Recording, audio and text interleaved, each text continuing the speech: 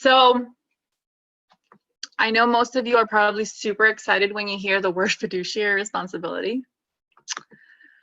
Just to get an idea, how many of you have been on a PTA before or have been treasurer before or anything like that?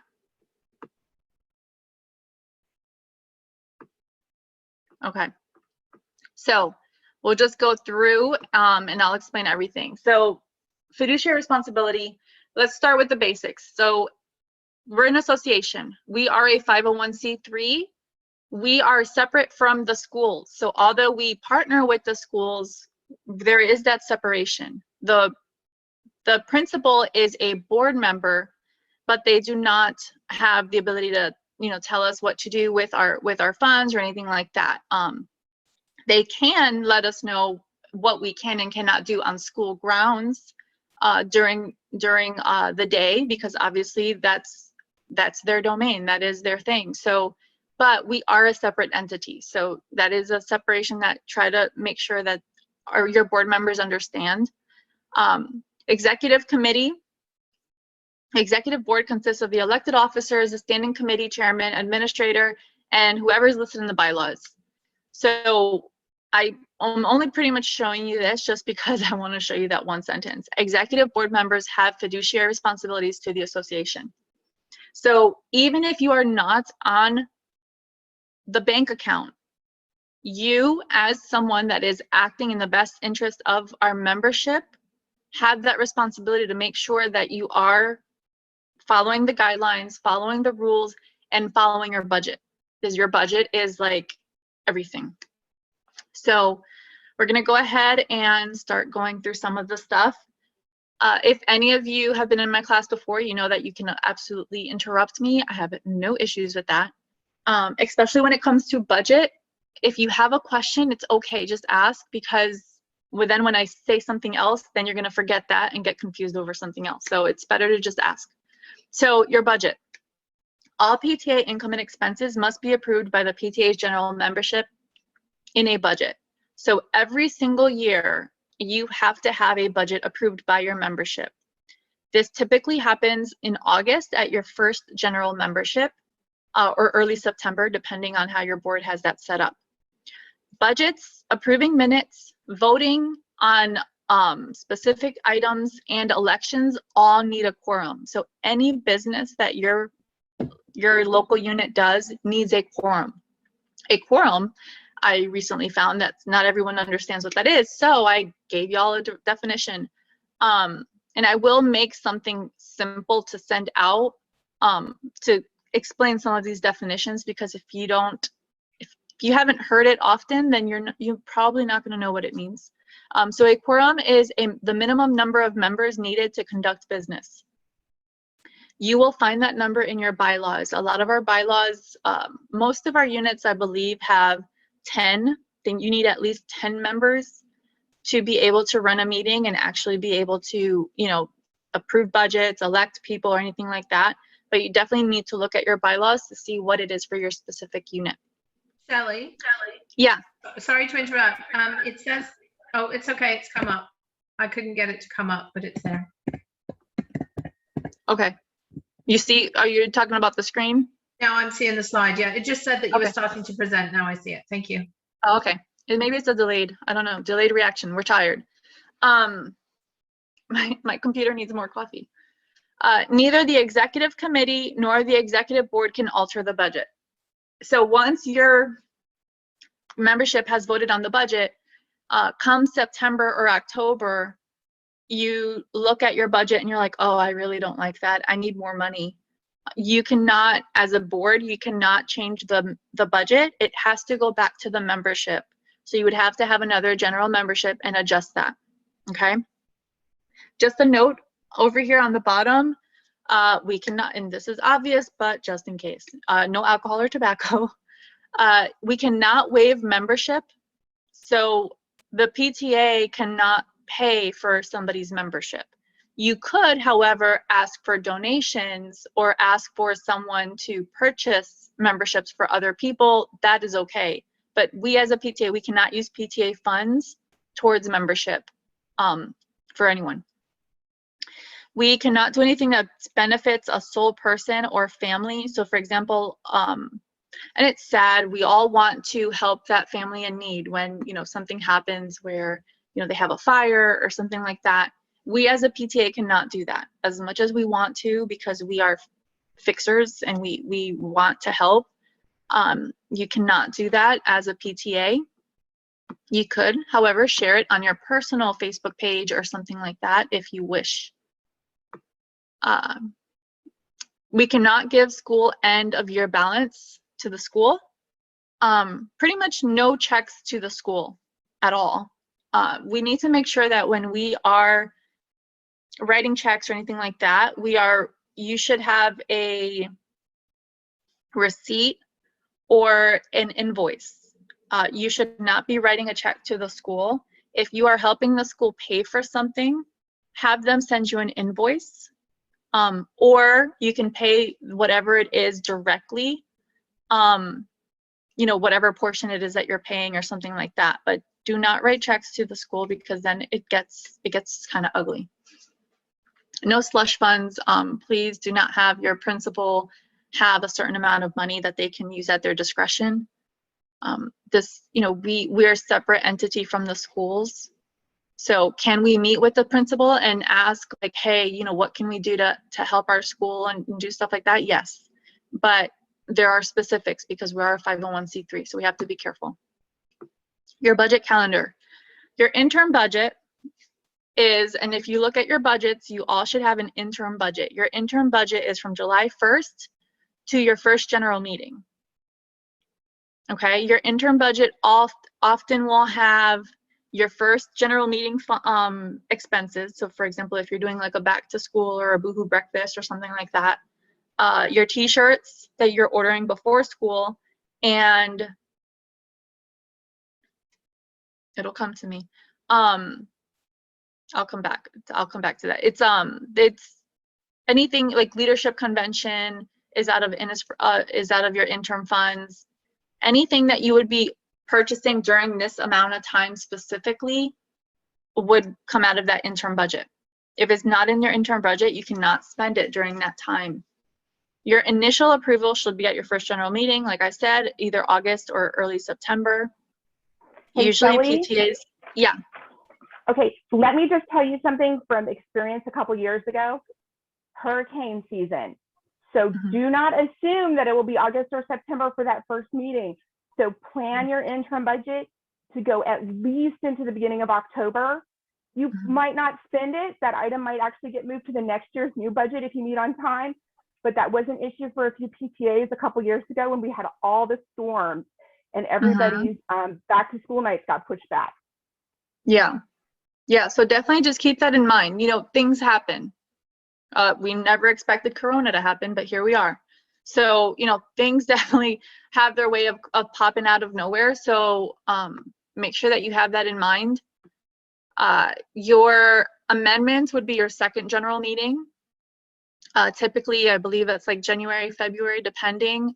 We were a little bit more flexible this year with our meetings because of all of the adjustments that we were having to do. And then amendments and finalize interim budget, like we just did today during my general meeting, that's your third general meeting. So you would do that during your election, do the amendments and anything else that you anticipate needing for your interim. Shelley, can I ask a quick question? This is Angela. So back on that last slide, it just occurred to me that our budget that we pass, you know, whenever our first general meeting is, and that we use for the whole year always has a line item for training. You know, specifically in our brains, it was for, you know, the summer, if anybody goes over to Tampa, you know, that specific training. And I think the rules are, we have to have a certain amount in there. I think ours is 1,000. So, however, what you're just saying, so I keep that on the books, but it sounds like it should be in my interim budget. Do I place it in both places? So it depends. It depends when you plan on spending. So for example, if you are purchasing, like, and it's leadership conference is already open, right? We can already register. If you are purchasing it now, then it would not be your interim funds. It's coming out of this. Okay. Oh, somebody So I was guess we'll talking. just keep it. Okay. Yeah, so you We'll can just keep it there. Yeah. You can keep it there, and just keep in mind that there's no amount that it has to be. Oh, It's okay. whatever your PTA is. Obviously you don't want to start the next year with $0, you know, so you want to make sure that you're being fiscally responsible and making sure that you are giving enough of money to the next year's board so that they can start off. But there isn't a specific like $1,000 for leadership convention unless it is written in your standing rules or something like that, if you've added something in there. But you typically you want to make sure that whatever you have for leadership convention will cover a bulk of your board being able to get trained. Gotcha. And Especially if yeah. Hey, if a PTA registers to stay at the hotel and contacts their accounting office, they can pay their room rate by check before June 30th. So you actually can pay the bulk of your fees in the current budget year, and then you would only have your travel expenses like your car in next budget year in the interim period. Gotcha. Yeah. Okay, thanks. Yeah, so it really depends. And your treasurer, Mary, will go more into detail with some of that stuff. As president, I like to know all of that stuff because I'm a little bit crazy. And I was a treasurer at one point, but it's, you know, we're doing more of like an overview. But it's one of those things where if you have any doubts, please meet with your treasurer and have, you know, come together as a board and decide how much you think that number should be, because it doesn't have to be a specific number. Okay. So you can change that as a board. And that's what you would take to your membership to then get approved. Okay. Rachel, do the books close the same time every year? Yes. June 30th, your treasurer is going to close that book. And we tell them to put a rubber band on it, throw it in a garbage bag, do anything, stay away from it. Because you cannot go back to it. You cannot open those books back up until the audit is done. Okay, so it ends June 30th, always, that does not change. And then after July 1st is the first time that you can do an audit. But you know, so depending on when you have that scheduled, but you cannot touch those books until that audit is done. Okay, and we're going to go into that a little bit. So budget priority number 1 is expenses. So you want to make sure that you have your membership dues. Obviously, when we collect membership, we do have to pay to Florida and National PTA. You want to make sure that you're paying your county council dues, and you want to make sure you're paying your insurance. Okay. And yes, Polly, this may look familiar because I stole some of your slides. Budget priority number 2, it's your membership growth. So anything that you're doing to increase your membership, so it could be advertising, printing, signs, contests, an account, if you have to purchase a Zoom account or something like that, that is part of you reaching your membership, so that, you know, that would be a priority. And then leadership training and development. So this kind of goes back to, I think it was Angela's question. This is a budget priority. So there is no, you know, should you spend all your money on leadership training and then do nothing for the children? No, don't. But you want to make sure that your leaders are prepared for the year, and you want to make sure that they are comfortable in what they're doing, because we are a business. So you want to make sure that they understand at least that basic, you know, the basic stuff that we're going over now, like the 501c3, the rules, the budget, you know, what we have to have insurance type of stuff.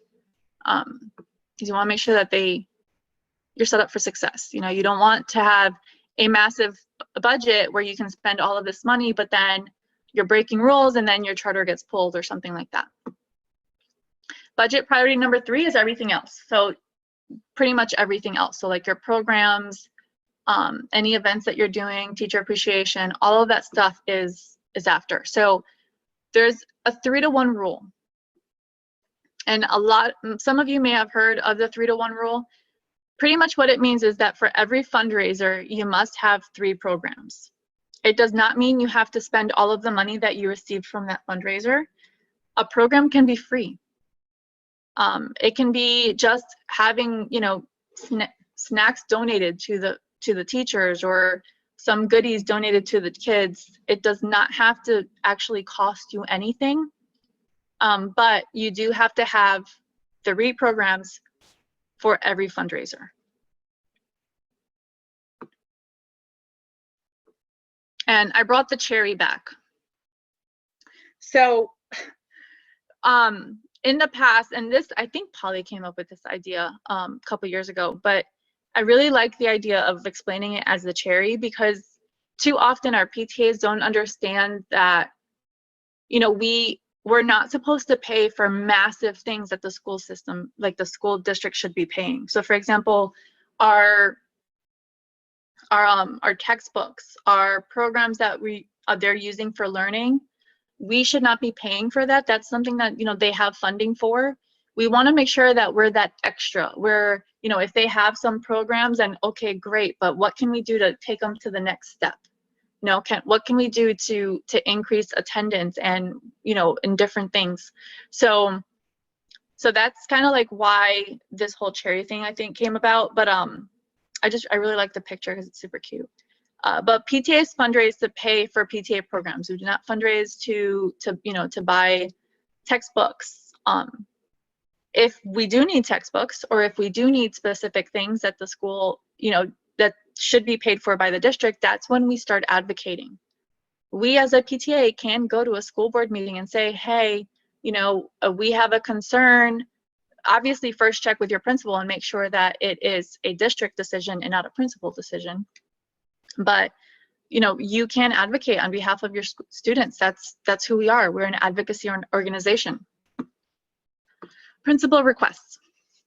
Requests should be made as part of the PTA's budget planning at the beginning of the year. So why did we put that there? So one of the things that often happens is halfway through the year, the PTA comes to the principal comes to the PTA and says, hey, so I need $2,000 for XYZ. Great, we would love to help you, but it's not in our budget. So just to make sure that you're letting your principal know in the beginning of the year when you meet with them, to, you know, you want to, as president, you want to meet with them and make sure that you have a calendar set up. And ideally, the board would also be involved with that, because you want to make sure that it works for everyone. But at that meeting, you can say, okay, you know, what areas do we need help with? Or, you know, like, what can we do to increase engagement? Or, you know, anything there, they can give you any idea that they want. I mean, they can tell you, hey, we want you to pay for a new gym for our school. And we want this, and we want a basketball court and tennis court and all. That's fine. They can ask you for all of that. But then you as a board will then meet and say, okay, what can we actually pay for? As a PTA, what is allowed, what is not allowed? Can we pay for a gym? No. But we can pay for, you know, for relining the basketball hoop or something. Like, we can do some of the stuff, but we can't do like what the district should be paying for. So just make sure that you have that expectation, because it will happen. Your principal will show up at a board meeting with a list of things saying, hey, so I was thinking, and I want to buy this for everybody. And that's great. But we need to make sure that we have that ahead of time, so that, one, we can plan our funds correctly, but two, it has to be approved by the membership. We can't just spend money on whatever we want to do, even though I would love to be able to do some of that stuff.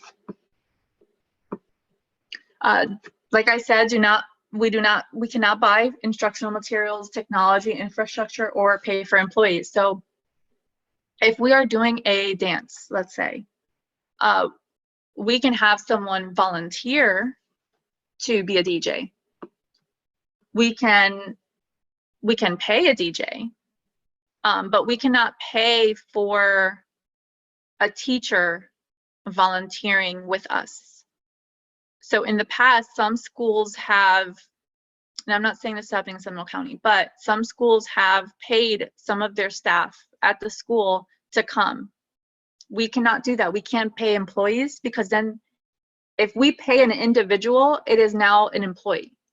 If we pay a business, that is different. Does that make sense? So we can pay for services from businesses, you know, we can, whatever it is, but we cannot pay a personal person, just an individual, because then that becomes an employee, and we can't do that. So if you're having a dance and you need someone to be a DJ, you can either pay a DJ or somebody can volunteer their time, but we cannot pay staff to do stuff like that. I hope that's clear. I know that that's a little bit more complicated. Some people kind of struggle with that part. So, and principals should not have a discretionary line on the budget. So that's, it goes without saying, you know, we need to make sure that our money, we're being fiscally responsible and our money is going to the right place. Shelly, this- can I say? Yeah. Yeah. So I don't think you were on the board then, but all of this information was originally put together to train the principals. This was done with SCPS to get information into them, for them to have this expectation of knowledge. Dr. Griffin was very supportive of this. Hopefully Ms. Beeman will be too. So, you know, if your principal is getting a little asky, you know, remind them, you know, provide them this information, make sure that they're, you know, you're forestalling issues by getting in touch with them early and everything, because, you know, they have to respect us. And the administration with SCPS will support us. Yeah, so we're definitely a separate organization. We partner with them, but that does not mean that we are the same organization. We're not like the SACs. You know, the SAC, they are part of the school. We are not. We are separate. So yes, Polly, and I do intend to share this with our principals. So this part, fiduciary responsibility, so all of our units have to have 3 names at the bank, okay? So you need to have, obviously, the treasurer, usually the president, and 1 more on the bank okay? So you need to have 3 signature filed. And a reason for this is because if you have, let's say you're the president and you have to go purchase something, you shouldn't be signing your own check. So we need to make sure that there's other people that can sign that check for us. So you need 3 people at all times. Use electronic funds transfer and reimbursement forms as needed. Okay, your treasurer will be getting reimbursement forms and EFT forms. Use those. The EFT obviously is if you're using a debit card or something like that. And then the reimbursement forms are if you paid out of pocket, you give her a receipt, or him, you give them a receipt, and then fill out that form, and then they would be able to reimburse you with a check. Okay? So that will be, those forms are also found in the kit of materials that you would all have access to when it is sent out. Have 2 people count and verify money. This kind of goes without saying, just because you want, and it's not, I mean, do you worry people steal? I mean, some people do, but a big part of it is you just want to make sure that you're counting correctly. You know, like if I'm counting a lot of money, instinct would be, hey, can you count this? You know, I want to make sure that I counted it right. So it doesn't have to be this horrible negative thing that you don't trust somebody else. It's not that. It's just, we make mistakes. You know, money can get stuck together, checks can, you know, so just make sure that you are always having 2 people count, and you can use those count sheets that they also have. Do not take money home, and deposit funds as soon as possible. Don't take money home, it can get lost. they can get lost, and no one wants to come back to the PTA and say, hey, so I know that I took that money from that bake sale that we did, but I don't know where it is, you know, because that's money that's out of your pocket. Now you're going to have to pay for that because that's, you know, so don't take money home. Make sure that you deposit it as soon as you can. If you should have something at the school where you can, you know, people can deposit things in. So you should have like some type of drop box or something along those lines that keeps it relatively safe so that you can go, or you or the treasurer, depending on how your PTA has it set up, can go pick up funds, deposit in the bank account. The treasurer or whoever's depositing needs to make sure that they keep that deposit slip because that is part of the treasurer's records. So, and the treasurer will get a lot more detailed into this. So, and then you want to ensure that a monthly treasurer's report is provided at every meeting. This is one of those things that unfortunately gets skipped a lot, or the treasurer just says, you know, the balance, like, hey, we have money, we're good, which is great, but we do need those details. So the treasurer's report should have specific things in the report. It should have amount to record monthly would be beginning balance, total income.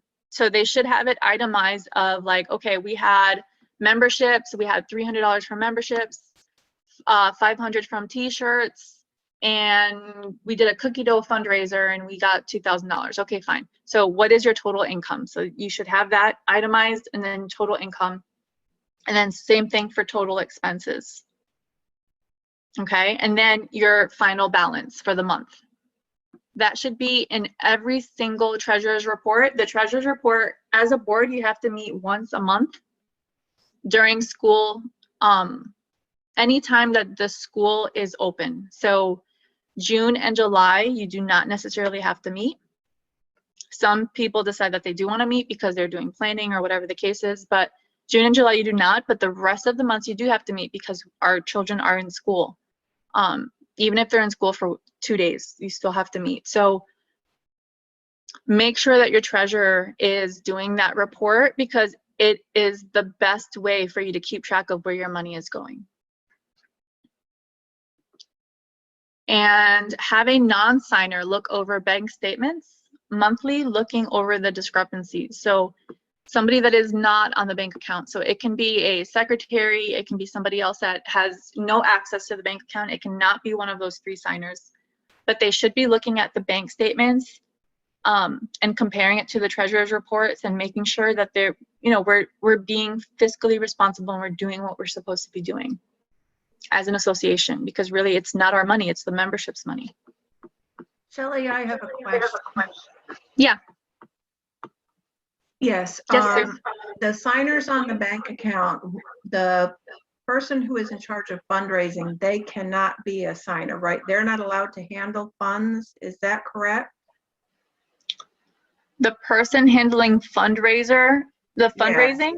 Yeah, like we have a vice president who's in charge of fundraising, but they can't be a signer on the bank account, can they? I thought that the fundraising people weren't supposed to handle funds. I think that's fine as long as the fundraising person, when they do their fundraising, like let's say you have an event, we're gonna go back to cookie dough, okay? We're doing a cookie dough fundraiser. They can count the money that comes in for the fundraiser. They can make sure somebody else counts the money. And I mean, ideally the treasurer would be there. So that treasurer could be your second counter and then just hand over the money. Like I haven't had any issues with the person doing the fundraising doing it. Okay. All right, thanks. So yeah, Polly's saying that it's a suggested practice, but it's not a rule. I personally have never had an issue with any of my fundraisers doing stuff like that. So especially when you have a smaller board, it's hard finding more people to do stuff, but just to make sure that somebody is still counting that money with them. And ideally it would be the treasurer. If the treasurer could be there to make sure that they grab that money after they do that double count and then they can take it to the bank, perfect. Okay, And thank remember that a check signer has to be an elected officer of your board. So if you have a 3-person board executive committee, it's the president, the treasurer, and the secretary. That's an insurance rule, I believe. Okay, so if your fundraising chair is a chair on your board, they should not be a check signer. They cannot be? If they are a chair. If Okay, they're a chair, they're if they are they're an a vice elected vice president. president, They're that a would be vice okay. president. They're so a fine. vice president's fine. Okay, Yeah, they're fine. okay, thank you. You're I wanna- welcome. And Shelley, I just want to add really quickly to have your board. I didn't heads up my board this year, but last year we had a spam email go out, and I have never had that happen. But almost every one of my board members got an email, and it looked like it was from me, and it was suspicious. But there are some people that still, you know, we're in the middle of planning, and it's summer, and we're all doing a million things, and they were asking for gift cards. It was a little weird, but 2 people texted me, and 1 person didn't, and they just did it. They went and and so it was somehow they got all of our emails, my board's emails. So it's just a heads up. Remind your board, as a president, you will never ask for gift cards and numbers or anything suspicious. To always talk to the president or the treasurer immediately first. Yeah. Yeah. And they did that to me too. I don't know how they ended up getting all of our information, but that was across the board.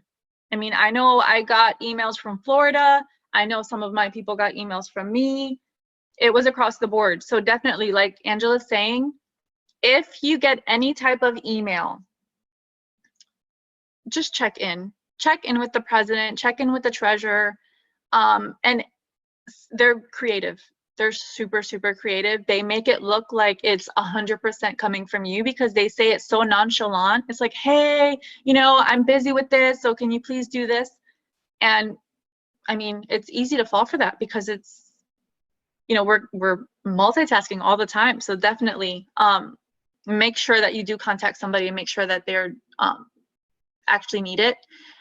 Before gift cards, it's like a no-brainer. It's like, oh, we don't do gift cards, y'all. So nice try. But we are doing gift cards now. So definitely check. And I will explain the gift cards real quick. I just don't remember how many slides I have on this thing. So let's see. Okay, so I'll explain the gift cards real quick before, I don't know how much time Rachel's gonna give me before she starts kicking me out. So the gift cards, they have become a thing now again. So you can give gift cards. The PTA can purchase gift cards and give gift cards up to $50 a year per person in $25 increments. Okay, and I guarantee Mary is going over this with the treasurers, but just to make sure you guys know too, $25 increments, $50 max, and you have to handle it like you would money. So you need to make sure that you are keeping track of when you purchase the gift cards and then who it's going to. Okay, so like if you're donating a gift card, then you should know who it's going to. Okay. Okay, and then, so this is just a checklist. This is just kind of an overview of what we should be looking at. This is specific. There are some other items on here, but this is specific for fiduciary stuff. So May, you should be appointing an audit committee of 3 members who are non-signers on the bank account.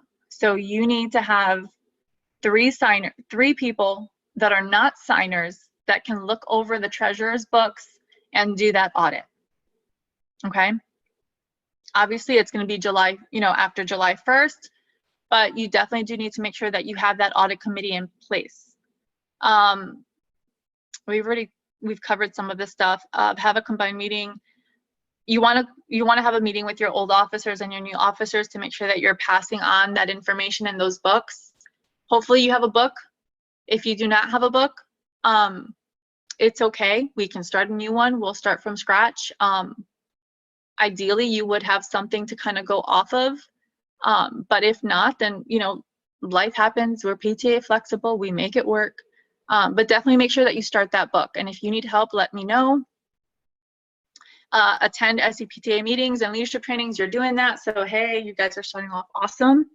So make sure your treasurer remits any additional dues collected before the end of your current school year to the state office. So this is a very complicated way of saying pay your membership dues. If you go into Member Hub, some of us do have people signing up last minute in May for memberships. Make sure you go in there and you pay those dues. Okay, so you want to kind of start with a clean slate. So you want to make sure that you pay all of those dues to Florida PTA and register to attend Florida PTA Leadership Convention. If you register now and you pay a bulk of your stuff now, it does make, you know, then your interim funds do not have to be as big because you've already paid a big portion of it. June, you finalize plans to attend convention, and after June 30th, and this goes back to what we talked about, after June 30th, which is the end of your fiscal year, that is when the final bank statement is received, the treasurer must organize the books and records to give to the audit committee. The treasurer cannot be part of the audit committee.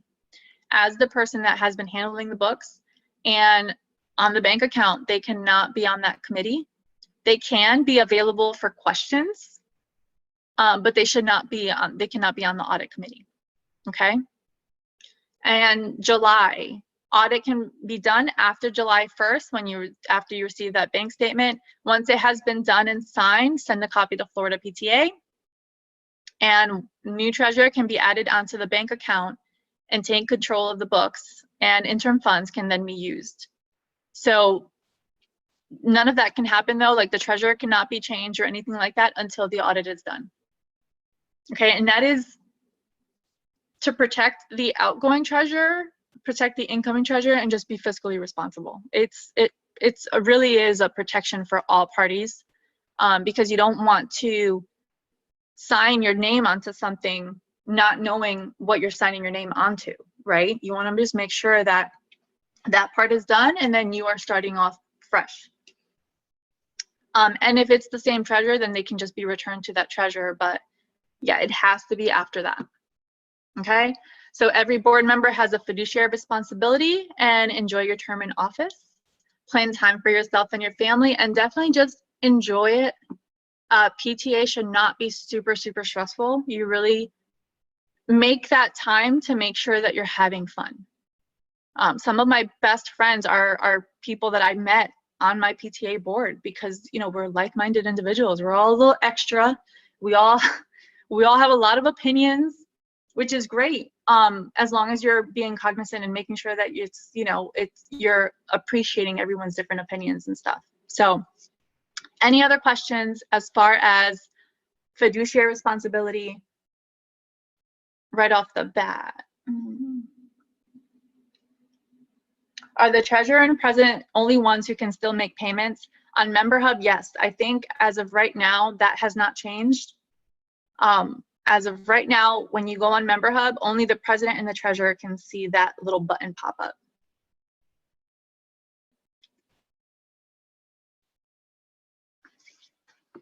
I want to make one more comment. I had a treasurer ask me, or I had a group call me once because they were about to do their audit. I used to be a quality engineer. We used to do audits for the government and stuff.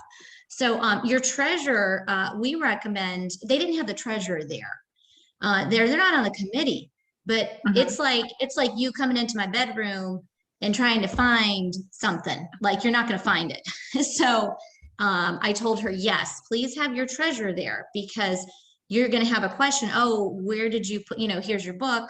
It's okay to have your treasurer there. They just can't be on the committee. They can be there to answer questions, point you, oh no, this is where I kept this bank statements.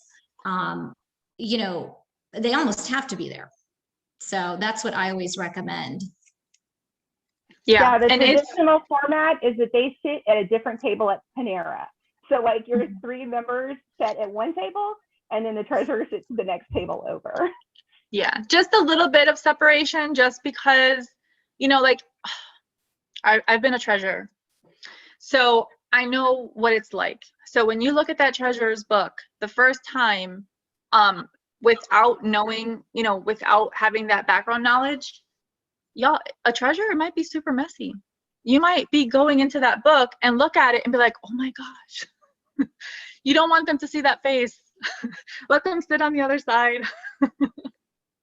So then when you do have those questions, you can say, okay, this is great, but okay, so what about this? You know, like, you don't want to hurt people's feelings. You know, so definitely though, like, it is good to have them available minimum. If they can't be there, that's fine, that's understandable, but let them know when you're meeting, because then you can, you know, they know that they can be on near their phone, so that if you do have a question, they, you know, they have to pick up. Because that's the most frustrating thing in the world, is being on the audit committee and you don't know what you're doing. Because let's say you have never done that before and you have these questions and you can't get in contact with the person. So definitely make sure that you let the treasurer know when it will be getting done. And if you are an incoming treasurer or an incoming president, I highly recommend that you be on the audit committee, just because it gives you a better idea of what you need to be doing. It really gives you a good idea of like, okay, what should I put in my book? You know, like, especially if you haven't received a book from someone, it gives you a better idea of like, okay, so we need to be keeping track of, oh my gosh, the minutes are part of the treasurer's, part of the audit. All of those things impact, you know, your audit. So you want to make sure that you have a better understanding. So if you're president or treasurer, 100% be on the audit committee, as long as you're not currently the president or the treasurer, because it would definitely help you understand and have a bigger, like, have a better view of the big picture, you know, because oftentimes when we come into PTA, we start off as like a chair or something like that. But then when you get to these other positions, you're like, oh, okay, wait a minute. It's a 501c3. We have IRS rules. We have all of this stuff that we're supposed to be keeping track of, you know, and you want to make sure that you are looking at all that stuff going in. Any other questions?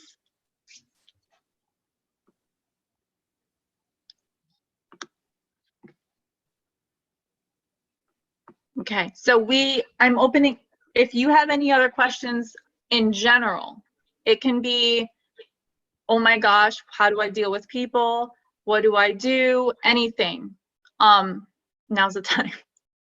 I will say that this year we did have a lot of personality stuff happening. I think with the stress of everything happening, everyone was a little bit more overwhelmed, so people were a little bit quicker to react. And because we were not in person, we didn't get to know each other as well either. You know, so some of our boards did not get that connection that we normally have when we are dropping the kids off, and then we're like, oh, hey, let's go to Panera, or let's do this, or whatever it is. We didn't have that connection. So depending on how your board is going to be set up this year, hopefully you do have more interaction, but just make sure that you're being cognizant of that and that you're putting that effort in.